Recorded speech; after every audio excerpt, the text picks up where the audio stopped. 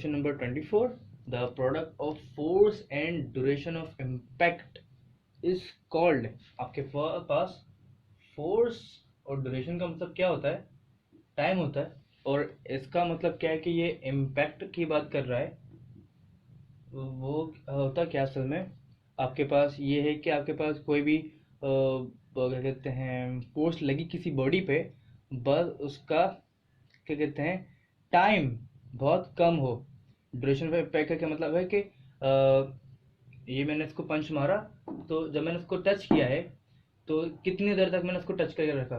जैसे कि मैंने यहाँ टच करा, अभी देखो ये सारा टाइम काउंट हो रहा है। अब मैं ऐसे पंच करके इसको हाथ पीछे कर लूँ, जस्ट लाइक दैट, तो वो जो टच किया हुआ था मैंने बोर्ड को, तो उसका ड्यूरेशन क्या है, तो वो आपके पास ड्यूरेशन ऑफ इम्पैक्ट का मतलब यहाँ पे ये है।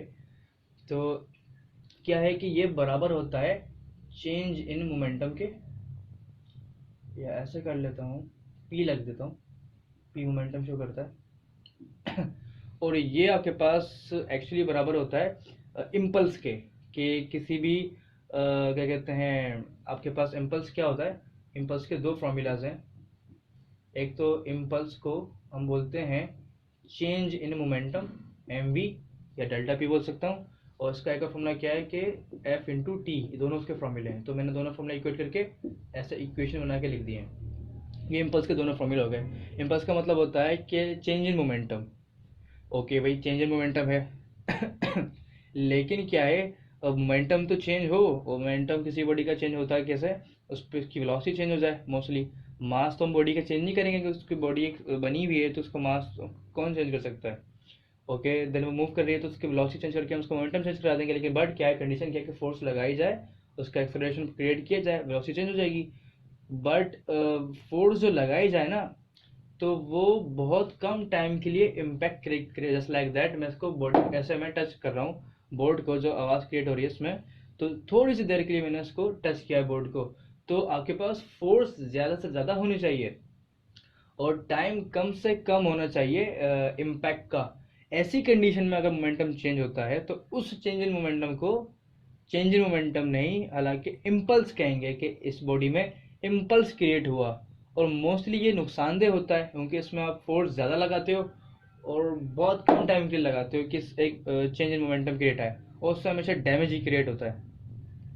कि आपके पास ऐसे क्रिकेट खेलते हैं, तो हम बॉल आती है तो हम उसको, उसका बॉल होता है ना जो आपके बैट पे आके लगता है, तो हम उसमें इम्पल्स क्रिएट करते हैं, ना कि उसका चेंज इन मोमेंटम क्रिएट करते हैं। बॉडी का जो बॉल आई बैट पे लगी, एक अलग वेलोसिटी थी, डायरेक्शन अलग थी, हमने हिट करी, उसकी वेलोसिटी चेंज हो गई उसी वक्त ही, तो डायरेक्शन भी चेंज हो गई। तो हमारा क्या, हमने क्या किया, इसका मोमेंटम चेंज किया, लेकिन बट हमने बहुत तेज फोर्स लगाई थी, ज़्यादा फोर्स थी, और कम टाइम के लिए उसका इम्पैक्ट था। ड्यूरेशन ऑफ इम्पैक्ट उसका बहुत कम टाइम के लिए होता है, कि वो बस टच करती हुई बॉल चले जाती है, तो उसमें मोमेंटम चेंज हुआ। लेकिन उसको मोमेंटम चेंज नहीं बोलेंगे, हम बोलेंगे उसमें इम्पल्स क्रिएट हुआ।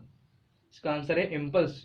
24 MCQ का, और उसमें इम्पल्स क्रिएट हुआ। और ऐसे हम फुटबॉल भी खेलते हैं, तो फुटबॉल में जब हिट करते हैं तो वो वहाँ भी इम्पल्स क्रिएट होता है। तो सारी जो सारी कंडीशन है जो थोड़े से टाइम के लिए हिट करती है जिस बॉडी को आके, तो हम उसको क्या कहते हैं, इम्पल्स उसमें क्रिएट हुआ, चेंज इन मोमेंटम क्रिएट नहीं हुआ, तो उसको इम्पल्स कहते हैं। और वो उसका एफ इंटू टी के बराबर भी होता है इम्पल्स। और ये याद रखें कि फोर्स ज़्यादा लगानी पड़ती है, टाइम बहुत कम होना चाहिए उसका टच करने का, इम्पैक्ट का ड्यूरेशन बहुत कम होना चाहिए। और इसको ये भी याद रख लें कि असल में अनबैलेंस फोर्स तो है, लेकिन उसका एक और नाम हो जाता है कि इसको हम इम्पल्सिव फोर्स कह देते हैं, क्योंकि ये इम्पल्स क्रिएट करा रहा है ना फोर्स, तो उसको इम्पल्सिव फोर्स भी कह देते हैं, और उसकी क्वांटिटी ज़्यादा ही होती है हमेशा। Question number 25, the SI unit for impulse is. Impulse का आपके पास एसआई यूनिट क्या है, तो आपके पास एसआई यूनिट फॉर इम्पल्स वही है जो आपके पास मोमेंटम का एसआई यूनिट है, जो कि न्यूटन सेकेंड। अब काफ़ी बोलेंगे कि भाई न्यूटन सेकेंड जो होता है वो किलोग्राम मीटर पर सेकेंड के बराबर भी होता है, क्योंकि न्यूटन सेकेंड हो गया, सेकेंड से मल्टीप्लाई हो रहा है, और न्यूटन बराबर होता है केजी पर मीटर पर सेकेंड स्क्वायर के, और सेकेंड यहाँ पे मल्टीप्लाई में पहले से था, और सेकेंड से स्क्वायर कट जाएगा तो केजी मीटर पर सेकेंड हो जाएगा। तो ये आपके पास क्या हो गया, सेम हो गया। तो ये क्यों ऐसा यूनिट के अंदर नहीं आ रहा भाई, वो इसलिए नहीं आ रहा कि आपके पास ये एम के सिस्टम का बेसिक यूनिट है, एम के सिस्टम का यूनिट है। एसआई के अंदर न्यूटन सेकंड है, आपके पास जैसे कि मास है वो, सॉरी, मास का है केजी, तो केजी एम के एस के अंदर भी यूनिट है बेसिक, और आपके पास एसआई के अंदर भी यूनिट है। बस इस तरह है बेसिक यूनिट जो आपके पास फंडामेंटल क्वांटिटीज की यूनिट्स है, वो आपके पास एम के एस और एसआई का सेम, लेकिन क्या है, न्यूटन एसआई के अंदर यूनिट होता है, बट क्योंकि कंपाउंड फॉर्म हो गया, लेकिन इसकी एक्सपेंडेड फॉर्म किलोग्राम मीटर पर सेकंड स्क्वायर फोर्स का यूनिट है, बट वो आपके पास एम के सिस्टम में यूज होता था। आपको कोई भी डाउट हो, कोई भी क्वेरी हो, आप हमारे फेसबुक पेज सस्ती स्टडी पे हमसे अपना क्वेश्चन पूछ सकते हैं।